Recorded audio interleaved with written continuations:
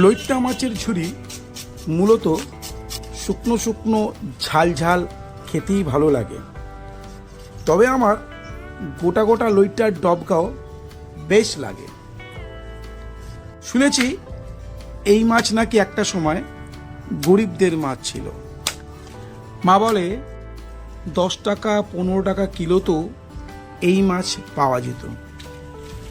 আর এই মাছ তেমন অর্থে বড় লোকরা ছুতোই না, তাই হয়তো এই মাছটাই এখন বড় লোক হয়ে গেছে। ভালো লইট্টা মাছ 200-250 টাকা কিলো পাওয়া যায় মার্কেটে। বাজারে আজ দেখলাম একটু কম দামে এই লইট্টা মাছ পাওয়া যাচ্ছে, তাই লোক সামলাতে না পেরে 1 কিলো নিয়ে নিলাম। রান্না করছি ঠিক তোমাদেরই মতন, তবে আমি একটু বেশি ঝাল দিচ্ছি আর কোচানো রসুনের সঙ্গে কটা গোটা গোটা রসুনও দিচ্ছি।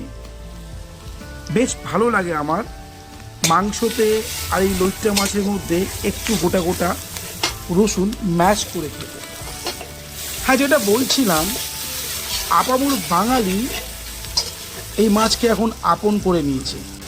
সে বড় লোক হোক আর গরিব লোক হোক, প্রায় সবার রান্নাঘরে নিজের জায়গা করে নিয়েছে এই মাছ। দুই বাংলাতে এই মাছ পাওয়া যায়। মূলত এটা সামুদ্রিক মাছ। স্থান কাল বিশেষে এই মাছকে কেউ কেউ আবার নিহারি মাছও বলে থাকে। সমস্ত মশলা দেওয়ার পর এই মাছ আমি প্রায় 10 মিনিট ঢেকে রাখবো। আর 10 মিনিট ঢেকে রাখার পর তারপর বেশ ভালো করে খোঁচা খাঁচি মেরে, কারণ লেগে যাওয়ার সম্ভাবনা থাকে মশলা, উনুনের আশে করছি তো, তারপর বেশ কায়দা করে মাছ থেকে কাঁটাগুলো বার করে নেব। সেটাও তোমাদের কাছ থেকে শেখা।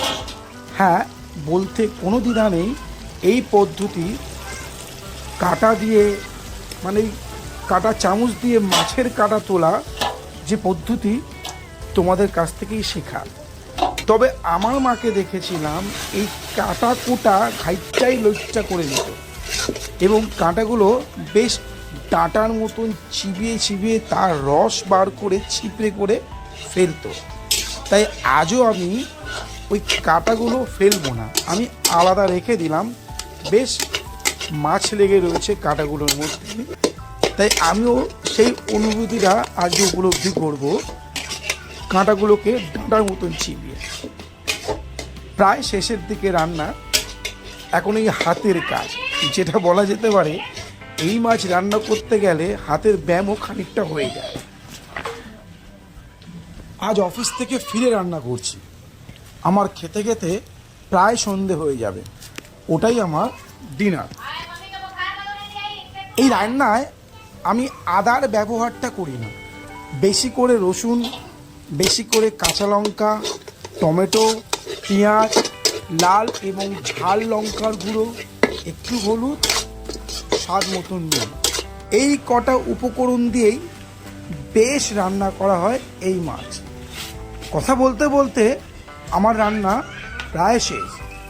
একটা ঝিঙে পাতা পেরে নিলাম, তার মধ্যেই তুলে নেব লোটে মাছের ঝুড়ি। তারপর আমার এই স্বাদের রান্নাঘরের পাশে একটা লেবু গাছ আছে, সেই গাছ থেকে 2টো লেবু পেড়ে নিয়ে খেতে বসব। রয়েছে ডাল, কাঁঠাল বিচির, এবং এই বর্ষাকালের যে ডাঁটা হয় না, মিষ্টি ডাঁটা, কেউ সুলেশ্বর ডাঁটা বলে, কেউ সুন্দরী ডাঁটা বলে, এরকম বেশ শাঁস আলা ডাঁটা আর কাঁঠালের দানা দিয়ে ডাল, সাথে লেবু, আর রয়েছে লোটে মাছের ঝুড়ি। আর ওই লোটে মাছ থেকে যে কাঁটাগুলো তুলে রেখেছিলাম, সে কাঁটাগুলো সযত্নে বাটি করে রেখেছি, চিবিয়ে চিবিয়ে ডাঁটার মতন খাবো বলে। খাবার আমার রেডি, লেবু কাটবো, খেতে বসবো। বন্ধুরা, আমার এই রান্না যদি ভালো লেগে থাকে অবশ্যই কমেন্টস করে জানিও। যদি কোনো ভুল থাকে সেটাও প্লিজ জানিও। সঙ্গে থেকো, পাশে থেকো, ভালোবেসো। এবং তোমরা খুব সাবধানে থেকো, সুস্থ থাকো, সবাই ভালোবেসো, ভালো থেকো। আবার দেখা হচ্ছে কোনো এই রকম ভিডিও নিয়ে। ততক্ষণ পর্যন্ত টাটা। দয়া করে আমার এই চ্যানেলকে সাবস্ক্রাইব করো, লাইক করো, শেয়ার করো এবং কোনো ভুল ত্রুটি হলে ক্ষমা করো। নমস্কার বন্ধুরা, দেখা হচ্ছে আবার আগামীকাল তোমাদের সাথে।